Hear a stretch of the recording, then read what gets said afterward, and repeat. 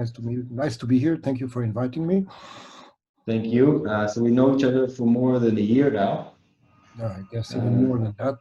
Yeah, even more than a year. And we've shared lunch together and discussed possible collaboration between VCforU and the Hebrew University.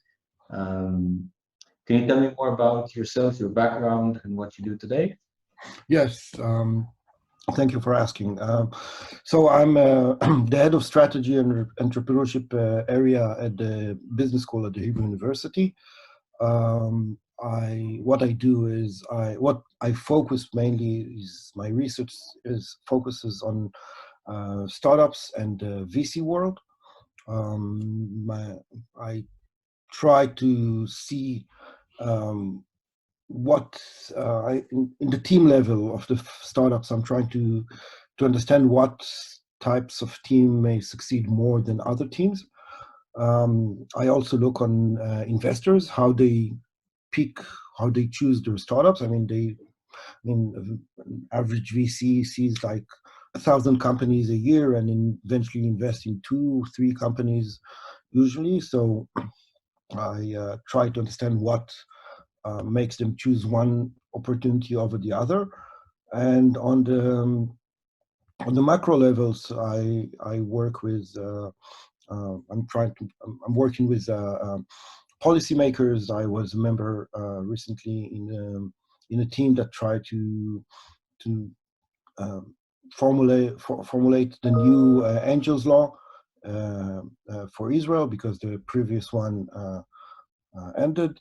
I'm currently writing 3 reports for the European Commission on how can European companies earn more or gain from the Israeli innovation, from Israeli startups. How can they invest more in Israeli startups? And so I have one leg in the practical world and one leg in the academic world. It's fascinating. So if it's okay with you, I would like to ask a question about that research you've done.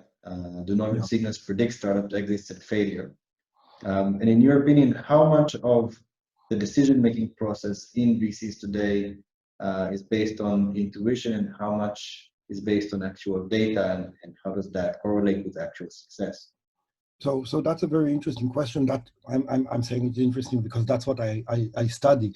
So for many years now, I've been trying to understand how they choose startups. And whenever I speak with VCs, they usually mention 3 main criteria by which they choose startups. So one is the market, the other one is the idea, and the third one is the team. Now, when you ask them, and if you read research about that, what you find is that the top of these 3 is the team.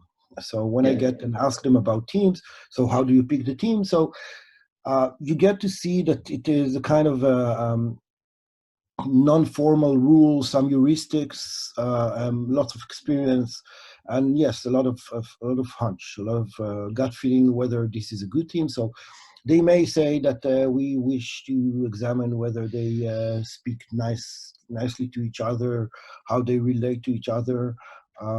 We see how they treat the other people, not the partners that actually meet them, but let's say how they meet the administration when they meet them, the way they communicate with you via emails, all kind of things like that. There is, however, a new trend I noticed in the past year more or less, and that is that we see that VCs started to use organizational consultant / psychologist to try and test teams more. They try to see how they actually can get a more deep understanding of the team, try to evaluate them in a better way. I heard some actually analyzed handwriting. Handwriting I did not hear, but I assume that some do that. They understood that their hunch or their gut feeling is not enough. So one of the things that I did in my research is to look on so what they do usually, they look at signals. So they look at, for example, where did you study? whether this team that that currently is doing the startup, whether they worked before, where they in Israel, they, for example, they examine where did you serve in the army, um, and all kind of signals. So one of the very clear signals that they use is past experience. So, for example, they in my research, what me and Dr. Stav Rosenzweig from Ben Gurion University at the Negev, we looked at on the signal, which is if you had a startup before and what was the result of that startup. Yeah. So we looked on 4 cases. Case 1 is that you never had a startup before. Second case is that you had a startup and you succeeded. Third one is that you had a startup and you failed. And the fourth one is what we call portfolio entrepreneurs. And that is entrepreneurs that has more than one startup at the same time. And our first question was, who will get in money first? So obviously the person who succeeded got money first. Second, and that was not surprising, because that's a common practice in Israel, is the one who failed. And the logic is that, well, I don't care if you failed or you succeeded. You had an experience. You gained some experience, and by that, I assume that you will do your next startup better. Third one got the one that was his or her first startup, and that is mostly because investors don't like to invest in startups that you don't fully dedicate yourself to that startup. So that's why the one that we call portfolio entrepreneurs got last. Now, the interesting result was to look on, the interesting finding was to look on what are the outcomes of those entrepreneurs. And what we found is that, yes, if you had a startup and you succeeded before, then the chances that you will succeed in your next startups are higher. But if you failed in your previous startup, then it is most likely that you will fail again. And that's a bit surprising. Now, we asked ourselves, well, we know and we read the reports and the newspapers, and you see someone who says, well, I failed in my first 2 startups and then I succeeded. So we know that entrepreneurs manage to break that cycle of failure. And we tried to understand what is the mechanism. And what we found is that when an entrepreneur that failed joined an entrepreneur that succeeded, in that case, we saw that the cycle of failure was broken. So our conclusion from that is, first, it is not as easy to learn from failure as it is common thought. And second, and that was a very important conclusion for us, it is very important that entrepreneurs that failed will get a second chance. And that's contrary to what we find in our research, of course. But if we look on the macro level, we don't want someone who failed to know that this will end his future opportunities to make a new entrepreneurship or new startup. And we can look, for example, on others cultures where, let's say, we'll take the Chinese culture or Singaporean culture, which are originated from China. What we see there is that people don't start an entrepreneurship because in that culture, if you failed, then that is forever. And we don't want people to fail. And if that's the stakes, if that's what's you risk, then you will not take the chance and fail, because you prefer not to fail, because you know that even when you will be 50, they will remember that when you were 25, you failed your startup. So it is still important for that. But again, investors should be aware of that. Now, if I take this research and and discuss it in a broader way, what I think, and it's a kind of a we see a shift now, and that is again it's not research that I see that. I see that in the newspapers and in VCs that I read on, and that is that we will see more and more uh, um, technology which is aimed to help investors choose the startups that they invest in, and that is based on signals like that. Now, the research Yeah. is full of kind of, I mean, there are a lot of signals that I know Yeah, about you can think in the of industry, hundreds or thousands of signals. in signals like that, and and uh, and one of the research that I'm now doing is to take machine learning. I don't do it personally. I have a research assistant who really knows machine learning, and what he does now at the moment is running all kind of algorithms and all kind of machine learning techniques uh, to try and predict in a better way what may influence or increase the probability of a startup to succeed. Yeah. And I think this is a tendency that we will see getting stronger in the future. It seems obvious to me that investors love investing in AI and machine learning, but Yeah. once you propose the idea that they actually use it themselves to make better decisions, they mostly laugh. Not everyone. There's a few that they believe it's an actual thing that everyone will use eventually, but most kind of laugh and say, "Look, I have my own brain. I know what to do. Don't give me any tools."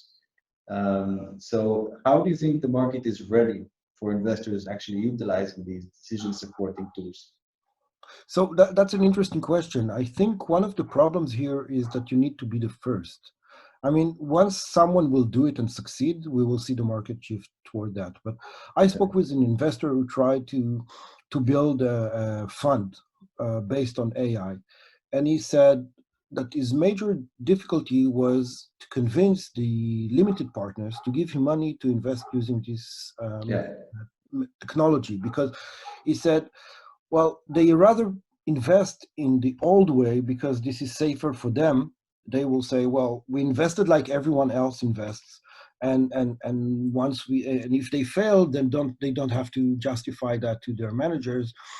But Yeah. if this technique will fail, then it will be harder for them to Exactly. justify a new technique. So, but I guess and there are funds that are working with these techniques these Yeah. days. And I guess once we will see more success in that system, in that way. I mean, utilizing AI to create such a to generate investment decisions. Uh, we will see more funds like that. Now, another thing that I think these investors should consider: this is not a yes/no question, and a yes/no mechanism, or this is only a supporting a decision supporting system. Exactly. It They doesn't make don't. I mean, decision instead of the investor. It just it helps. doesn't take. It's not an automatic decision. I mean, this is something that will tell them, look, if we consider that the fact that they had a startup, they failed, but they have a PhD in their team, they have a female entrepreneur, which usually helps startups succeed more, and they have experience, and their social network is such and such. This means that their prospects to succeed are between 50 to 60% higher than the usual average. Yeah. Now, if they think that the idea is bad, or the market is bad, or whatever they think their hunch tells them don't invest in them, then don't invest. But Exactly. it is for sure something that can help them get more assurance in their decisions. For me, it's a no-brainer to use these type of tools, but apparently it's not that easy to And get VCs on board. it's funny because it is funny because this is an industry which deals with innovation, but it is hard Exactly. to They innovate invest in without. AI, but they will never use it. Yeah.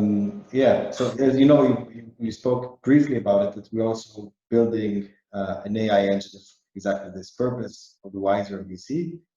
Mhm. Um, so we'll definitely collaborate on this front. I'm working with some professors in several universities.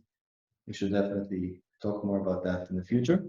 I would love to. Um, so let's talk a bit more about the specific course that you are now teaching in the Hebrew University, where students actually act as BC analysts together with Labs of Two at our crowd. And again, your work with VCforU to help in that course. Yeah, so this is a course I started a few years ago. I was the head of the executive MBA program at the Hebrew University. I built an innovative program which aimed to help students understand how to invest in startups. And right, I mean, when you look on the entrepreneurship programs around the world, what you mostly see is how you take your idea and turn it into a startup, how you test it, and these are great programs. But when you look for education on how to invest in startups, there are rarely, I mean, 5, 6 years ago when I started with that, there are rarely any programs that really teaches that. Nowadays, we see more and more courses like that. Even now we see in Israel courses like that. Um, so um, we in that program we worked with a lot of VCs and incubators, and we had something like 6 investment that was done by those investors utilizing the work that our students did. And now we do the same in the MBA program, in the course that I'm now doing. So basically what we do there, we collaborate with Labo2. They tell us, look, we're looking for investment in few verticals. We divide the students into groups. Each group uh, uh, study studies the vertical that it gets. They learn about it. They find what they need, what is the trends, what is the most promising trajectories that they can follow. And then they look for startups. That's where VC4U comes in, because one of the things that investors have troubles to find is new startups that are still under the radars. So all the people that build startups are very smart people, but they are less, at least if they are non-experienced founders, they are less aware of the importance of enlisting yourself in all the databases that investors use in order to find startups. So this is the place where we use VC4U in order to get to those startups. Usually I mean, from the experience that we had in previous years, what we found is that in VC4U we can find startups that are under the radar. Yeah. And that is why we work with you. So after we find those startups, just to finish the process, then we approach them, the one that we find interesting, and then we get their deck, we examine that, and then working with Labo2, we basically um, um, analyze them and give them our recommendation whether they should go with those startups to due diligence. And if Labo2, in that case, decides that this is something they want to do, then um, they will follow on with them. But this is a real process that involves real money, although the students don't see any money of that, but it's a win-win situation. I mean, Yeah. the I investor find gets, it I find it fascinating, and also I believe that students who wish to be entrepreneurs one day greatly benefit from learning how investors think. And it's, by the way, something I also teach definitely, definitely. these days. And if they know how the money flows and what are the incentives for VCs and why do they expect 10x returns, Yeah, then they will be a better entrepreneur when they pitch, and they'll have probably higher chances of success. definitely. I mean, I think that one of the advantages here is that they get the I mean, entrepreneurs loves their idea. I mean that's a must. If they don't love their idea, if they're not keen about their idea, they will not do it. Yeah. Now, I think that one of the advantages of students that takes this course is that they don't that they get the critic point of view that investors get when they look on a startup. So when they go with their idea, get to be more critical Yeah. than if they didn't do this course. I mean, that's, I think, a very important advantage that they get when they take this course. What I try to tell students when I teach a similar topic is that now that they know how investors think, they should think objectively about their own startup as an Yeah, investor. And if they don't like it, definitely. then shift to another idea, which is difficult to actually implement, but Yeah, it's true. I mean, there is this chapter I usually show that in entrepreneurship courses. There is this chapter. I mean, I'm an old guy. I watched Seinfeld, but there is a chapter when they show a baby and the baby is really ugly, Yeah. and You gotta see the then baby. they come and they look at the baby and they have to say what a beautiful baby it is, Yeah. and I mean, your startup is like a baby. No one really likes that they will tell him, look, your baby is ugly. But sometimes Yeah. you have to do that with entrepreneurs, and you must be honest enough to look at your baby and tell and say, well, my baby is ugly. I don't. I need to find another. In this case, I need to find another baby. I mean, this is Yeah. something, a kind of metaphor that I use because we are very emotionally connected to our babies, and no one will tell you, look, I have a baby that was born that is ugly, but sometimes we have Yeah. to face the truth. Yeah. Some investors might actually tell you the truth, which can be painful, and they see Yeah. startups coming out of meetings crying, but sometimes it's necessary, I Yes, guess. I agree. Okay. So just to summarize, we have just to respect your time. Um, what do you think? What do you think are your tips for entrepreneurs today in the days of COVID and the coronavirus to get through this epidemic? Look, I will be very cautious with what I'm saying now because I mean, this is we are all in this hectic situation. We don't know what's going on and what it's going to be. I'm trying to be optimistic these days and think that it will end soon. Still, if I'm in, I would like to divide the cases into. I mean, when you say startup, it's like saying a car. You have I know, an Audi, a Mercedes, and you have a Dacia. And without saying what's good and what's bad, a startup is. I mean, you can be a startup that didn't raise funds yet, or a startup that raised fund, or a startup that already has sales. So if you're a startup that didn't raise funds yet, I would suggest try to minimize your cost and try to find the best thing that you can do in order to Yeah. move through this period. In I many mean, ways, it's easier because your burn rate is anyway low.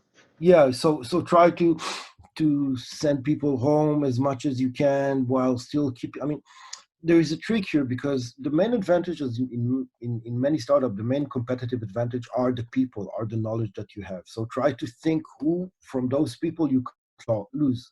I mean, given that within a month or three or 2 or 3, we will get back to activity as we are, try to think, well, if this person will not be in my company in 3 months, will it be a disaster or will it be something that I can live with? If it's a disaster, try to make anything to keep this person in your startup. If it's something, if it's someone that is nice to have, I'm sorry to say that, then you can be less worried about him or her. But if you didn't raise money yet, then try to minimize your costs. I mean, that's true even for that's also for startups that already raised funds, and in that respect, I don't think they will.